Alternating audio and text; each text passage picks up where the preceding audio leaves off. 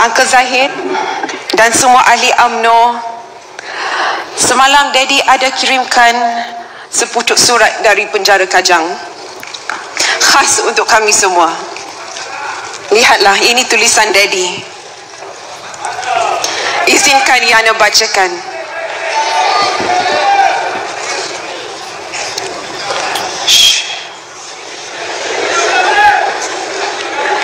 Yang berhormat Presiden UMNO, yang berhormat Timbalan Presiden dan seluruh pimpinan UMNO dari semua bahagian. Di malam yang syahdu ini, setelah pintu kamar saya di penjara Kajang dikunci oleh pengawal,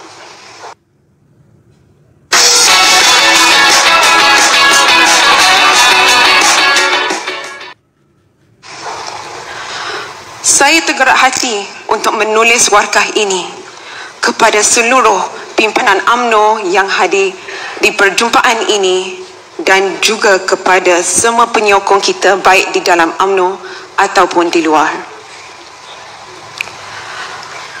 Apabila BN tewas dalam PRU 14, saya beriltizam untuk terus berjuang meskipun ada yang telah menggambarkan UMNO sebagai kapal yang sudah karam dan kata-kata nista yang lain. Ada juga yang memberi pandangan bahawa kalau nak hidup dalam politik, kita kena pilih menyokong sama ada Tun Mahathir atau Anwar Ibrahim. Sebaliknya, saya memilih untuk menyokong UMNO sebab saya terlalu kasih kepada parti kita.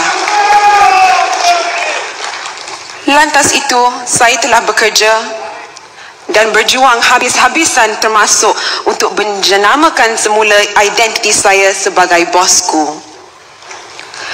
Di setiap pilihan raya kecil dan negeri, saya telah berusaha sedaya upaya dengan segala kudrat saya untuk menyumbang kepada kemenangan UMNO bersama-sama dengan rakan-rakan yang lain. Alhamdulillah, kini UMNO sudah lebih segar dan kuat. Kita sudah bangun dari mimpi ngeri 2018 meskipun cabaran PRU 15 menanti kita. Saya sedar bahawa setiap perjuangan mesti ada pengorbanan, tapi saya tak jangka bahawa harga yang saya terpaksa bayar begitu tinggi sekali kepada diri saya dan keluarga saya. Dalam masa 4 tahun ini, saya telah terpaksa naik turun tangga mahkamah sebanyak lebih 300 kali. Ini tak termasuk rumah saya digeledah pada malam pertama bulan Ramadan 2018 dan diikuti kemudiannya dengan rumah bonda tersayang. Cukai yang tertinggi yang pernah dikenakan kepada mana individu di dunia dan 5 kes sivil. Isteri saya pun turut didakwa dan anak-anak saya pun dikenakan cukai pendapatan tambahan. Semuanya ini tiada asas yang rasional ataupun mengikut undang-undang cukai yang sebenarnya. Dalam kes SRC, saya telah didakwa pada bulan Julai 2018. Mula-mula di hadapan Hakim Datuk Sofian yang terpilih secara random. Setelah kes berjalan, tiba-tiba Datuk Sofian telah diganti dengan Hakim Nazlan yang tidak ada pengalaman dalam bidang jenayah sama sekali. Seorang hakim yang junior dari bahagian sivil dipilih untuk mendengari kes high profile. Dari sini mulalah rentetan keputusan yang pelik-pelik sehinggalah kepada rayuan saya di Mahkamah Persekutuan bermula pada 15 Ogos yang baru lalu. Mutakhir ini, SPRM telah membuat sesiatan terhadap Hakim Nazlan dan telah kemukakan show mereka ke Peguam Negara. Pihak pihak peguam saya telah memohon Mahkamah Persekutuan untuk dibenarkan additional evidence ini didengari. Sekali lagi permohonan saya ditolak. Kenapa tak mahu diketahui siasatan SPRM? Sekiranya Hakim Nazlan telah terlibat secara mendalam dalam urusan Maybank Investment dengan 1MDB dan SRC, maka beliau perlulah menarik diri daripada menjadi hakim kerana Hakim Nazlan sudah berada dalam keadaan konflik. Sesungguhnya mahkamah sepatutnya mencari kebenaran, bukan mencari alasan tidak nak berbuat demikian.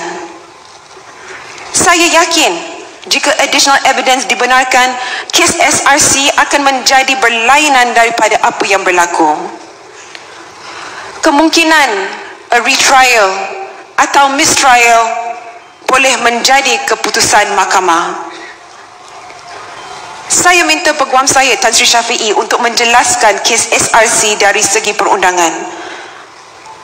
Apa yang jadi kemuskilan saya ialah saya tidak dapat fair hearing dan hak saya di bawah Perlembagaan Persekutuan dinafikan kepada saya. Inilah kali pertama dalam sejarah Malaysia seorang perayu tidak diwakili oleh peguam. Alasan yang diberikan oleh ketua hakim atas sebab teknikal yang sepatutnya tak boleh mengatasi peruntukan perlembagaan negara. Akhirnya rayuan saya ditolak. Bukan atas merit, tapi atas soal teknikal. Saya tidak minta kes saya digugurkan seperti kerajaan PH yang telah menggugurkan kes Lim Guan Eng dan Rafizi serta lain-lain pemimpin. Saya cuba tuntut keadilan dan a fair trial.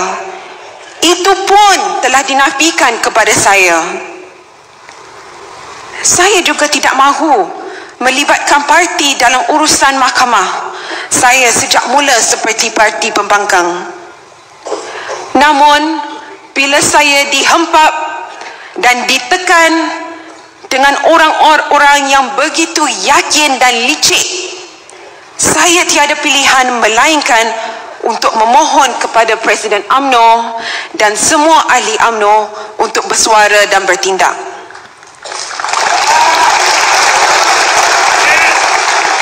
Kalau perkara ini boleh berlaku kepada saya sebagai bekas Presiden UMNO dan Perdana Menteri, ianya boleh berlaku kepada sesiapa pun. Memilih untuk berdiam diri bererti mereka yang berniat jahat terhadap UMNO akan berjaya. Pada saya, UMNO perlu berjuang menentang kezaliman dan ketidakadilan. Kita sebagai parti tetap menghormati the rule of law. Tapi tonggak kepada rule of law mestilah hakim-hakim yang adil tanpa dipengaruhi dengan kuasa-kuasa gaib yang bermotif politik. Saya tetap tidak berputus asa. Walaupun jasad saya dipenjarakan, tapi roh saya tetap kuat untuk terus berjuang mendapat keadilan pada akhirnya. Saya juga tidak akan rasa keseorangan jika 3 juta ahli UMNO bersama dengan saya menentang penganiayaan dan apa yang disebutkan sebagai miscarriage of justice. Menitis air mata tidak akan mengubah keadaan. Hanya tindakan yang berani, terselaras dan bijak sahaja boleh membawa kejayaan. Sesungguhnya saya berasa amat terharu dengan langkah yang berhormat Datuk Seri Zahid dan MKT untuk mengadakan pertemuan ini. Semoga Allah akan memberi rahmat-Nya dan mengizinkan kita berjaya menentang kezaliman dan penganiayaan yang keterlaluan ini. Hidup UMNO! Hidup UMNO! Hidup UMNO! Terima kasih Datuk Zahid. Terima kasih UMNO. Terima kasih penyokong-penyokong setia bosku. Terima kasih dari keluarga saya.